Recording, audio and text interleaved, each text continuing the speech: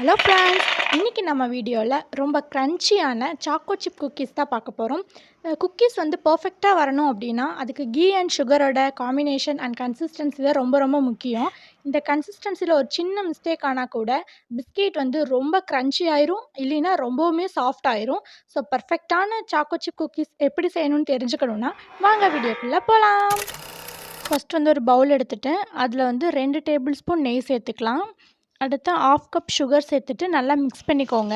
பொடிச்ச சுகராக இருந்தாலும் சேர்த்துக்கலாம், ஒன்றும் பிரச்சனை இல்லை. இப்போ வந்து 1 டேபிள் ஸ்பூன் பால் சேர்த்துட்டு நல்லா மிக்ஸ் பண்ணிக்கணும். சர்க்கரை கரைஞ்சி நல்லா ஒயிட் கன்சிஸ்டன்சி வரணும், அந்தளவுக்கு மிக்ஸ் பண்ணி எடுத்துக்கலாம். இப்போ அதில் ஒரு சல்லடை வச்சுட்டு 1 டம்ளர் மைதா மாவு, 1 டேபிள் ஸ்பூன் கோகோ பவுடர் சேர்த்துட்டு நல்லா சலிச்சு எடுத்துக்கோங்க. நீங்கள் மைதா மாவுக்கு பதிலாக கோதுமை மாவு சேர்த்துக்கலாம். நல்லா சலிச்சு எடுத்ததுக்கப்புறம்